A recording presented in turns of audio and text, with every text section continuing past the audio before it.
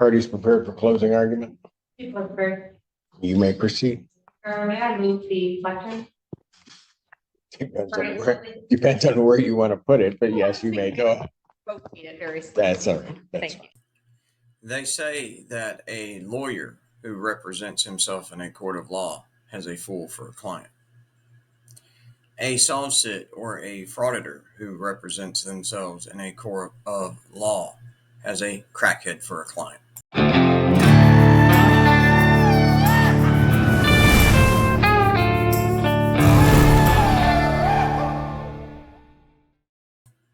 Good morning there, Roughnecks. I hope you all are having a fantastic weekend. Here we are looking at a SovCit idiot by the name of Mr. Bloom, who is for lack of a better word, a spoiled brat.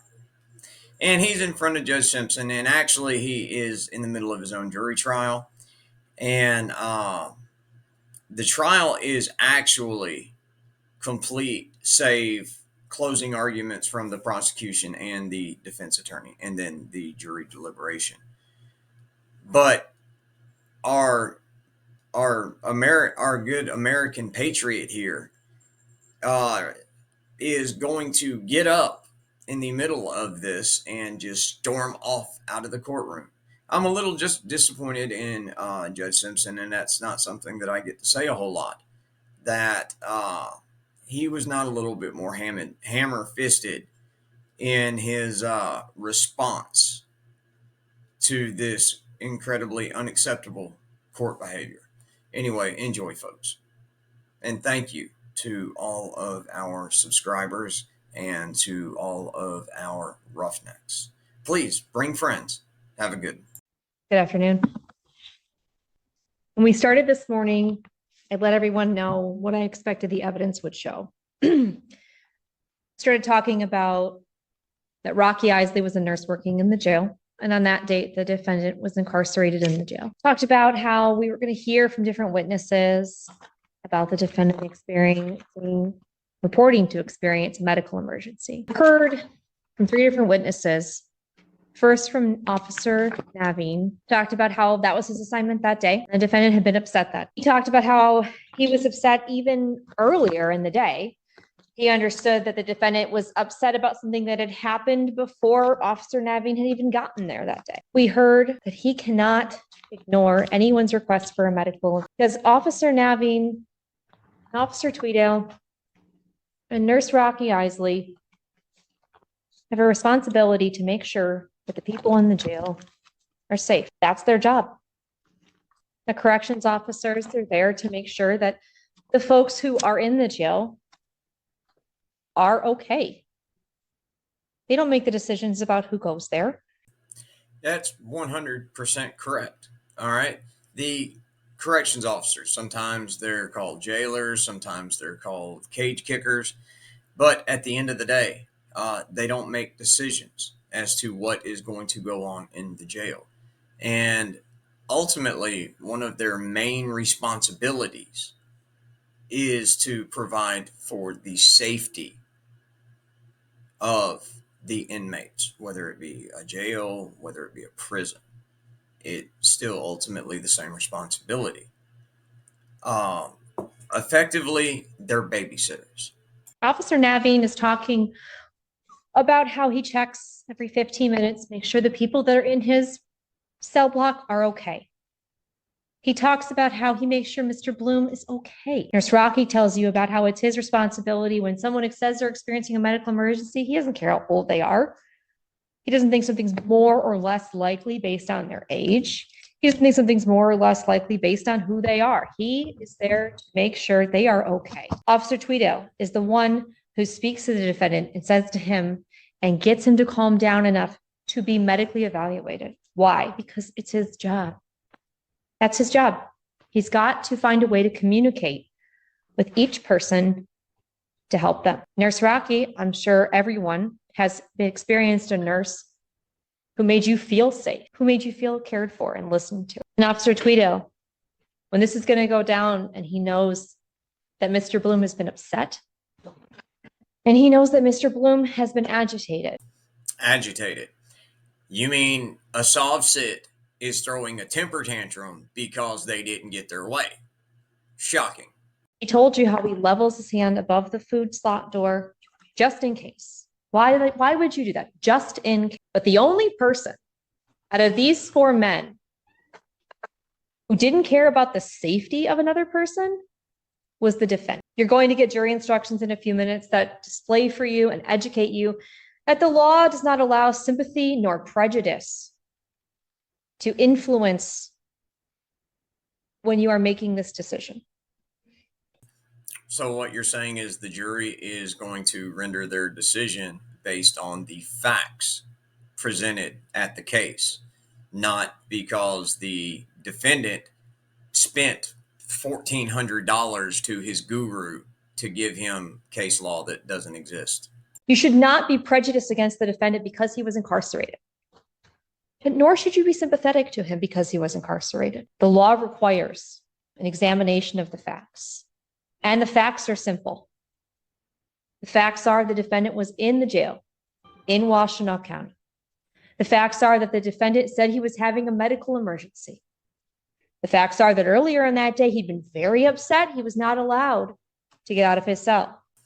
Okay, so because you're saying that because he didn't get to do what he wanted to do when he wanted to do it, that effectively he threw a temper tantrum. The facts are that he was a level 1 security.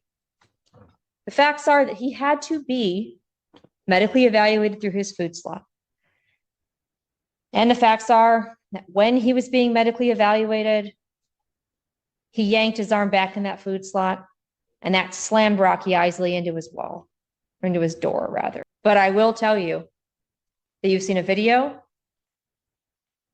not my favorite angle. You've seen medical records, and you've got a copy of Rocky Isley's own statement that he made on May 31. Everyone has a right to be safe at work. Everyone has a right to be safe and helped to keep the defendant safe at his home. His home he didn't choose. He didn't choose to be in the jail, but that's where he was.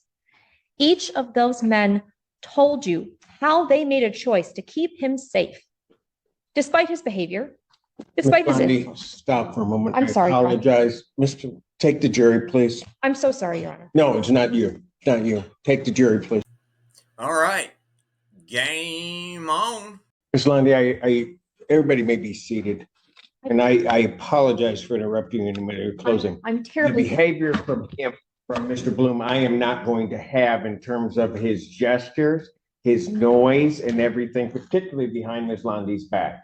Not going to have it. Mr. Burnton, I'm going to give you a chance to talk to your client about it and tell him that he is to sit there quietly or not at all before I continue. Take him back. Court is standing in recess. Calls the case of the People versus Jeffrey Bloom. Now, to be honest with you, I've never heard of a case where the jury had to be excused and the judge having to admonish and criticize the defense slap in the middle of closing statements by either the prosecutor or the defendant.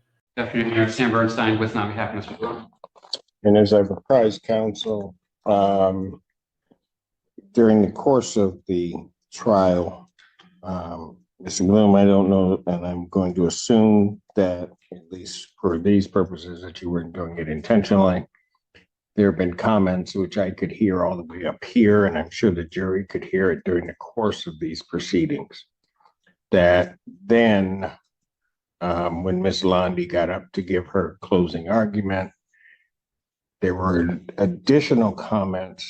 I didn't do anything about that, but the moment the gyrations with your hands occurred behind her back, I stopped the proceeding. I'm not going to tolerate any of that. I will stop it again if that's what we have to do, but I'm going to admonish you and warn you at this time that the court is not going to allow that type of conduct to occur. Mr. Bernstein? I was going to say there were some times where Jeff was speaking with me during the trial. Oh, I understand that, but there were other points at which there were just extraneous comments. Now, his co-counsel or his second chair, the actual certified bar card carrying attorney, is going to do his job, which is to stand up for his client. And it doesn't mean that he's right. So I was letting those go, but I'm not going to have that and have counsel interrupted during the course of their closing argument. That the jury did not take that in any way to be applicable either to Mr. Bloom or to the people, because I had stopped Ms. Lundy in the middle of her closing argument. And I had indicated that they are not to take any delay or interruption by the court. They are not to attribute it to either party. They are to attribute it to the court of its own doing, so that the jury understands that and does not hold that against the people or against the defendant. In other words, guys, he instructed the jury that that incident was in no way evidence of either the defendant's guilt or not guilt. Thank you, Your Honor. I am ready to proceed. Is the defense ready? I am ready, Your Honor. All right, let's bring the jury.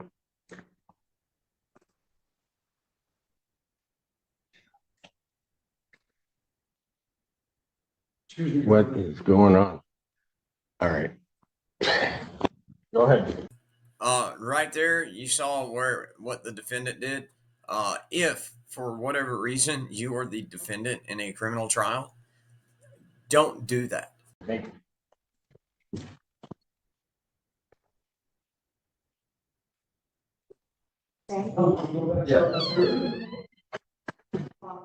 So hot mic. Oh.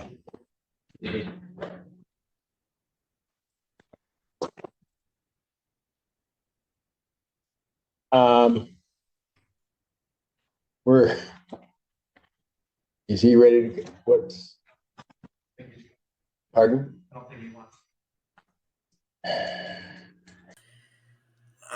All subject, that defendant is definitely one of those that needs an ex parte four-wall conference. Sick, Your Honor. No. Yeah. Did you want to go back there and try to talk with him? Because in the record should reflect, if it doesn't already, that after the court's admonishment to defendant and asking whether or not the people in defense were ready, that the defendant on his own accord decided that he would leave the courtroom. I've been informed by transport that it appears that he does not wish to come back out. Now, his not wanting to come back out and sit at the defense table in person and be in front of the jury. Keep in mind, the Constitution, it grants you the right to be present for your own trial. It gives you the right to face your accusers. Now, if the defendant doesn't want to be in the courtroom by either choice or conduct, that in no way will help him, say, on appeal. Like if he tries to say, I wasn't in the courtroom when this happened, this has to be overturned. And that's possibly what he's going for. I really should try to speak with him, Your Honor. I mean, Yes, you should. it's a significant right to be at your own, like in the Constitution or something. One which one can, I believe, voluntarily forfeit. That's fair too. Yeah. So before we get to that stage, I'll stand in recess and allow you to have an opportunity to chat. All right, thank you. Yeah, Alan's trying to put the jury out, so. All right. Okay, we're back on the record. Court does recall the case of the people of the state of Michigan versus Jeffrey Bloom. Counsel, state your appearance. Understandable from the court in terms of the defendant saying anything. The defendant got up and he removed himself from the courtroom. Transport took him back. I took a recess in order to allow Mr. Bernstein to speak with his client, continue with the trial, even though we just had closings and the verdict to go. Out of an abundance of caution, after speaking with counsel, and the court looking up for some guidance in this regard, the court did find me, I think it's Rule 43. I didn't bring my copy out of the federal rules, which specifically address the issue where a defendant removes himself from a trial in the middle of the proceedings or doesn't elect to participate. I did not see a rule specifically in the Michigan court rules governing that. As I did a brief case, is the case of the people of the state of Michigan versus Jerry Oliver Swan, that being 394 Mich 451, came to light. It was a 1975 case, so it's a little bit old, but it still looks to be good case law. In other words, if the defendant self-sacrifices his right to face his accusers, it is not the same as him being denied that right. The synopsis basically indicates the Supreme Court held the defendant did not reappear in the courtroom after a mid-trial recess, had not reappeared 4 days later, and testimony was received regarding attempts to locate him. Trial court properly proceeded with the trial with receiving, part of the testimony in the jury's verdict in the defendant's absence. Taking that without anything else in front of me is sort of a Okay, we got it. All right, the defendant is in absentia, but he is in absentia by his own hand. conducted himself in a fashion where he has made himself absent mid-trial. It seems to me that what the Swan case seems to point to is that an opportunity be given where this defendant being in custody, we don't have to locate him, but at least an opportunity to be given to the defendant to come back and voluntarily participate in his trial. Having said all of that, after speaking with counsel, the court has made a determination to adjourn the remainder of the jury trial. We are adjourning it to September 30th, 2024 at 10 a.m. For closing arguments and final instructions to the jury. Which doesn't really make any sense to me.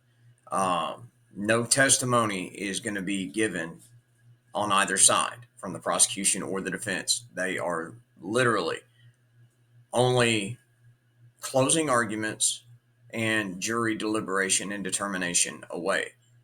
And again, the defendant is not absent by your hand, Your Honor, or the prosecutor, or the cops, or the bailiffs, or the corrections officers. He is absent by his own hand. Maybe you're giving him just a little too much courtesy, because by doing this, you could ultimately be giving the jury mixed signals. Just a thought. During that week period in time, in essence, the court is giving an opportunity for the defendant to reconsider his decision.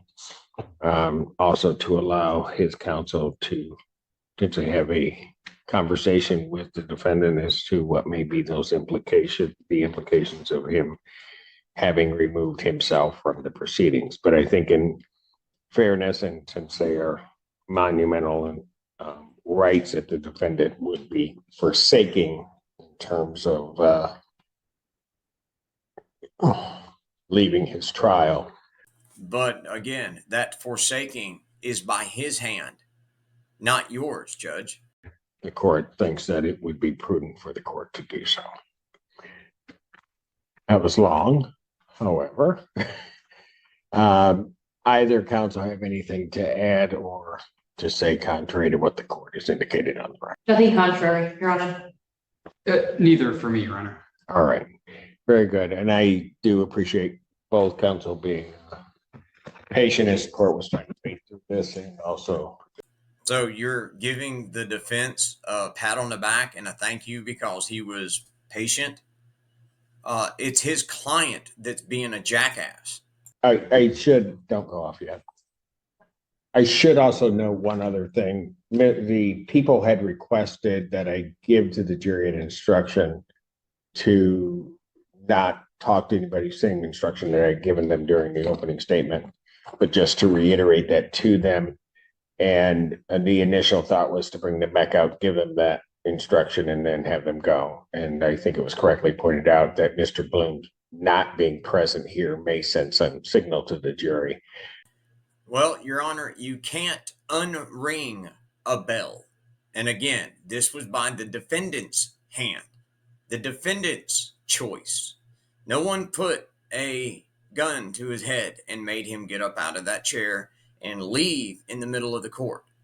Instead of giving him this courtesy, you should be finding him in contempt.